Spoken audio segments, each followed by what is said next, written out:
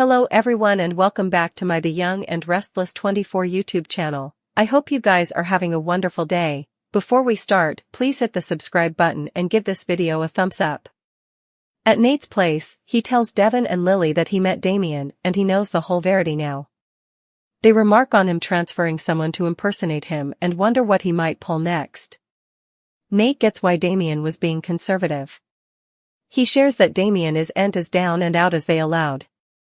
He's a successful businessman and presumably faces fiddle attempts all the time. Lily and Devin are buying this as a reason for him not showing his face. They ask what he has against Amy anyway. Nate says he didn't get into that, he was too busy picking himself up off the bottom after their reveals. Devin thinks he's timber defenses for the Joe. He's sure it was an emotional moment for him to see his family and he wanted to find common ground, but they're looking out for him. Nate is eyeless. The verity is, I'm having a hard time with the fact that Damien and I are indeed related at all. Nate doesn't know what he was awaiting, a connection, perhaps, or commodity to latch onto his sisters. He was like a tightly wound, curled spring and angry. He didn't see his pater in him at all. Lily points out he dropped a lemon on him. That's why Nate's trying his stylish to withhold judgment, but Amy's hurt and agonized. Devin asks what happens coming. Nate will keep trying for as long as it takes to get through to Damien, or for him to go home. Devin still wouldn't trust the Joe. Nate hears him, he's just trying to figure out what he'd do in Damien's position. Lily says the ball's in his court. It's all up to Damien now. On Crimson Light's yard, Holden asks Damien if he's okay. He says it was hard to learn his entire life until now was a taradiddle. He should have just ignored Nate Hastings' pitch. I got too curious. I just had to know what the man was over to. Also, I come to find out he's my family and my mama's dying.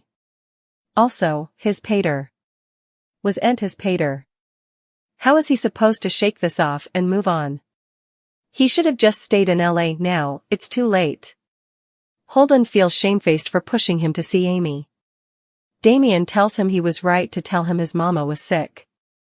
He hasn't indeed had a chance to reuse the reality of her opinion amid everything differently that was ditched on him. Damien reflects that he and his mama used to be so close, but the secret she kept from him, she kept from his pater too. How? How could she have done that to us? Holden says people get caught up and make miscalculations. Damien's nearly glad his pater's not alive to see this. It would have eviscerated him. Damien says he'd have been fine not knowing. Holden thinks she wanted him to know because she loves him. Perhaps she didn't tell him back also because she knew how important Jackson meant to him, but now he's gone, and from the sound of it, her time is short too.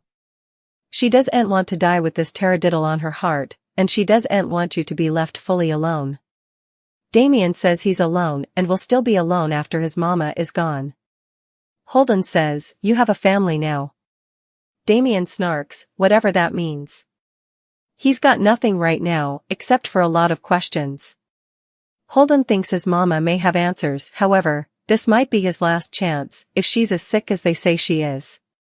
Damien muses, yeah. He remarks how big and painful this is, he has to take time to suppose effects through. Holden reminds him they've enough problems in LA without adding this to their plate. They're both good at shutting out the history, perhaps they should move forward and forget. Damien says he's got enough big slate to try and wipe clean.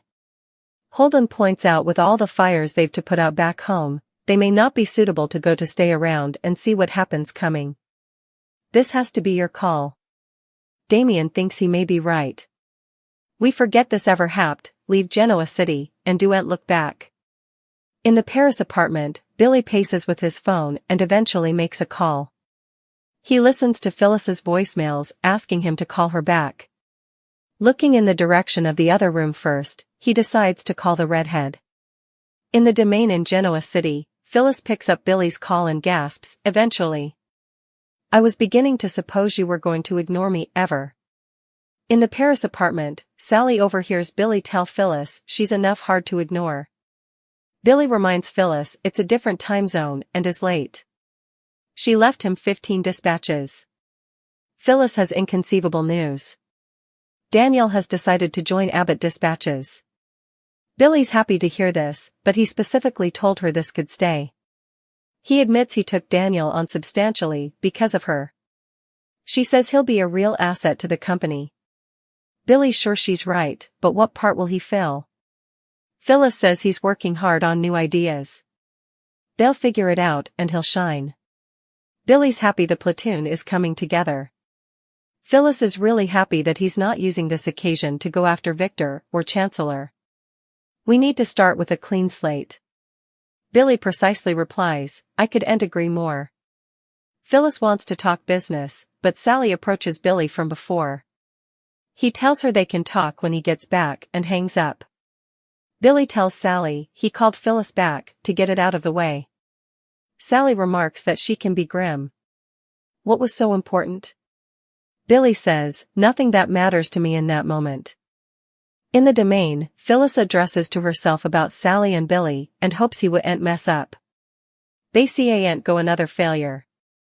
Nick appears and chirps, hey. Bad news? Phyllis asks where his breakfast date is, could she conceivably make it home without him? Nick snarks about her capability to always get a dig in. Phyllis calls Sharon a delicate flower. Nick sits down and says she doesn't feel good. Phyllis is frustrated about commodity, but there's commodity that makes her happy. She eventually induced her son to work with her and Billy at his new company. Nick asks if she and Billy are teaming up again. She says they no way stopped, it just looked like it because Heather was boggled and her son was framed by Sharon. Nick grunts, another dig. Nice.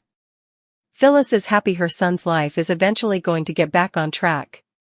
Nick asks what the new business is exactly. In Paris, Sally and Billy kiss. She asks him to turn his phone off for the rest of the night. He teases that she'll have to distract him. She bites her lip, I can surely do that. Sally pulls Billy into the bedroom. At Crimson Lights, Phyllis and Nick continue talking about her and Billy working together again. He learns Abbott Chancellor is a media company. Phyllis says they're backing and are ready to launch.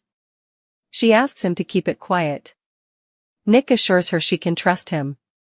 He asks what Daniel's part in this is, and she says he's a creative genius. He'll be an asset to the company. Nick hopes it works out for them. Phyllis smirks, how neutral of you. Nick insists he's being genuine, but her track record working with Billy isn't the stylish. He fired her when Jill asks. Phyllis prodigies if he's trying to spoil this. Nick is only reminding her that Billy cares about Billy, not her. He always blows effects up. Phyllis denies that's what happened at Abbott Chancellor. Lily was trying to undermine Billy, and Jill decided to team with his pater. To pull the hairpiece out from under Billy. She's sure he heard a different interpretation from his mama and pater. Who shoved Lily out of the way?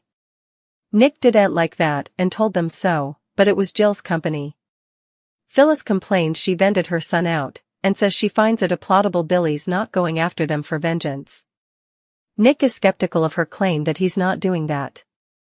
I just suppose that if I was you, I would hold off on getting all those brand new business cards.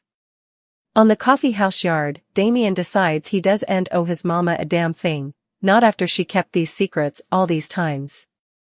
Why should he stick around? Holden has his reverse, whatever he decides. Damien is thankful, you're the only real friend I ever had. At Nate's place, he hopes Damien loves his mama enough to forgive her. He knows she made a horrible mistake by hanging on to these secrets, but she's a good woman who deserves to leave the earth in peace. Devin asks how he'll feel about Damien if he doesn't give her that occasion. Nate wishes he'd give Amy a damn break. She's dying. It pisses him off a bit and he'll do whatever he can to change his half-family's mind.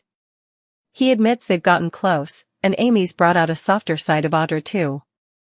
Audra's gentle and selfless with her. He doesn't know if Audra's had a good relationship with her own mama, but her connection with Amy is real. Devin and Lily believe him. Nate says no bone. Is just one thing. The three of us should know that better than anyone. Devin asks if there's anything that can be done for Amy medically. Nate says it's worth trying and Damien agreed to an alternate opinion. Lily shrugs, perhaps it's not as hopeless as you suppose. Nate's relatives let him know they watch. He just hopes it's a happy outgrowth for everybody. Lily warns him again to watch out for Damien. She doesn't like how he hid behind that Holden Joe. You don't know who, or what, you're dealing with. On the coffee house yard, Damien tells Holden he's going back to the hostel to pack. He'll snare some food first outside and meet him there. Holden is telling on his jacket when Audra enters the yard. He says, I was wondering when we'd eventually have a moment alone. Audra tells him they've nothing to say to each other and warns him to keep his mouth shut about the history. I don't know you, and you don't know me. Got it?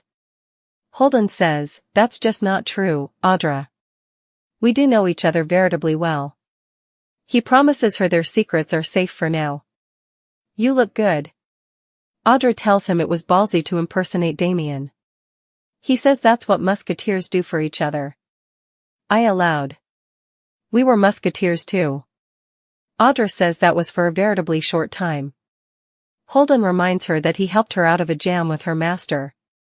How is Tucker, by the way? Audra asks what he wants. Holden informs her she owes him big time. Audra acknowledges that she owes him, and thanks him for not saying anything to Nate. Holden shrugs, what would be the point?